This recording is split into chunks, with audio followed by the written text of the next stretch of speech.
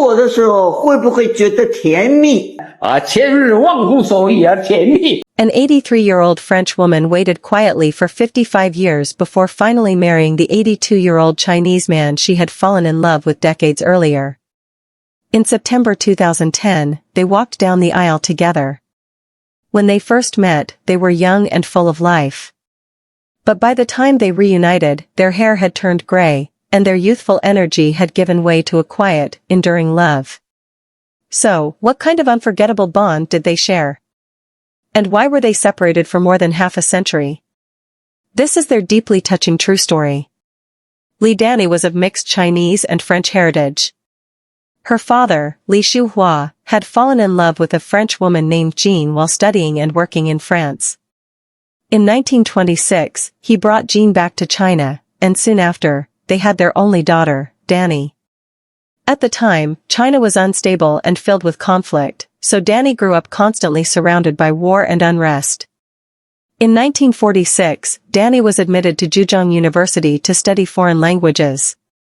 4 years later, fluent in Chinese, English, French, and Russian, she was assigned to teach English at Zhejiang Medical College. That's where she met the love of her life, Yuan Dibao. In 1952, Danny was reassigned to teach Russian. At 26, she was graceful and elegant in long dresses, with a confident and gentle presence. Since it was her first time teaching Russian, she was a little nervous and put all her energy into helping her students succeed. The moment she walked into the classroom in her white blouse, she caught everyone's attention, especially that of Yuan Dibao, who would soon be deeply drawn to her. Yuan was instantly captivated. He was a bright, respectful student who always sat by the window, listening attentively and asking thoughtful questions. Danny soon noticed him too. He became the class representative for Russian, giving them more chances to interact. Yuan's sincerity, diligence, and reserved nature matched Danny's own personality. Besides Russian, he also had a strong interest in English. When he learned that Danny was fluent in English and French, his admiration for her only grew. Back then, learning English wasn't easy, so Yuan would often visit Danny's home to ask for help. Her parents welcomed the hardworking young man warmly. Danny's father was Hakka, and so was Yuan. The two would happily chat in their native dialect, bringing Yuan and Danny even closer. They started spending more time together, talking about poetry, books, and dreams for the future. They wandered through Hangzhou's scenic spots, strolled by West Lake, watched the stars, and sang English songs. You could say that West Lake and Venus silently witnessed their budding romance. Their bond deepened into a tender, romantic relationship. Yuan came from a modest background, so Danny often looked out for him. She gave him pens and notebooks, a blanket, and even knitted a sweater for him.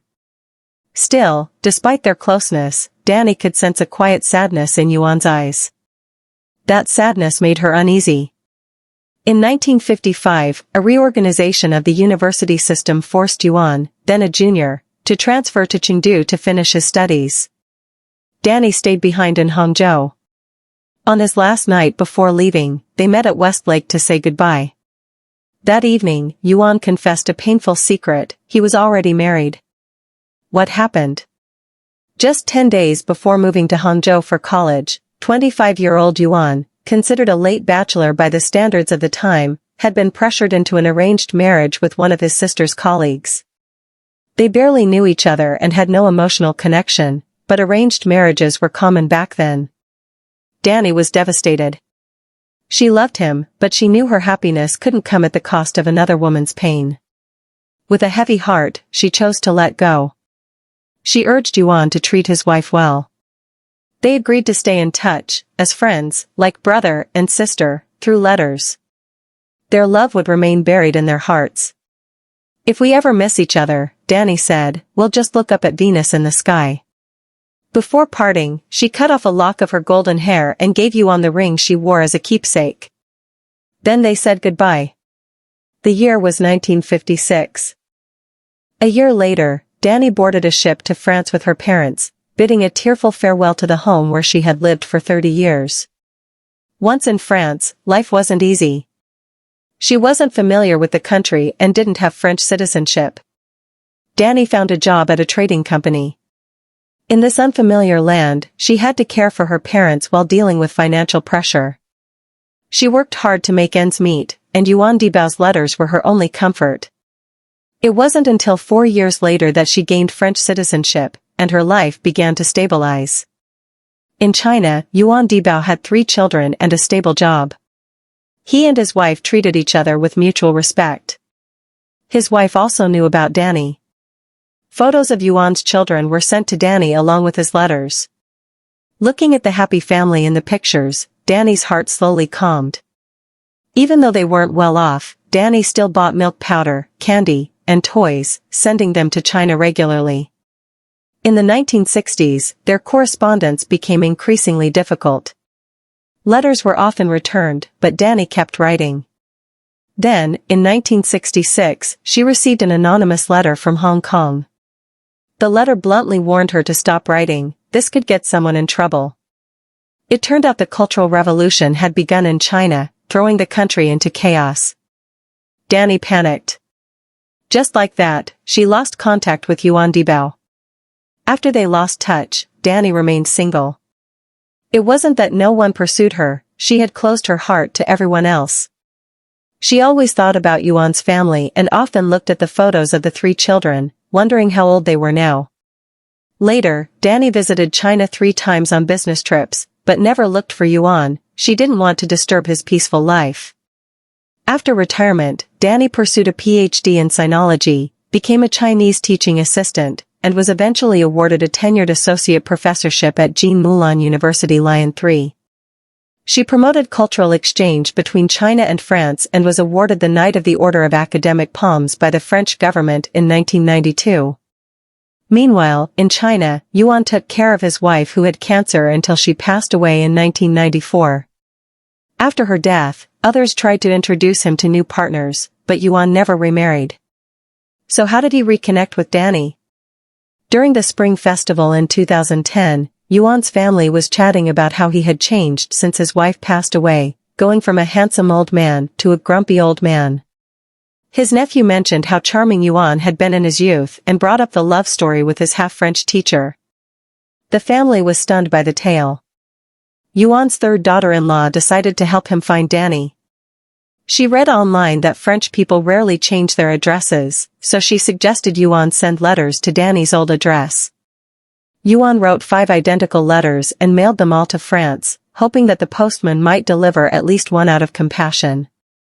Soon, Danny received the letters. The familiar Chinese handwriting filled her with mixed emotions, excitement and fear. She nervously opened a letter. Once she read it, she felt a wave of relief, quickly followed by pure joy. Yuan Dibao was alive. She immediately wrote back to him in China, telling him about her life. She wrote, "I may spend my later years in a convent." When Yuan learned about Danny's situation, he was filled with heartache and guilt. With encouragement from his daughter-in-law, he invited Danny to marry him. He wanted to walk the rest of life's journey by her side. In September 2010, accompanied by Yuan's daughter-in-law, Danny flew back to China. She reunited with Yuan after 55 years. The two embraced tightly, weeping in each other's arms. On September 26, 2010, with Yuan's children and grandchildren as witnesses, 83-year-old Danny wore a wedding dress and walked down the aisle with the man she had loved since youth. They returned to West Lake, hand in hand, singing English songs and revisiting the places that held their fondest memories. In 2017, Yuan passed away.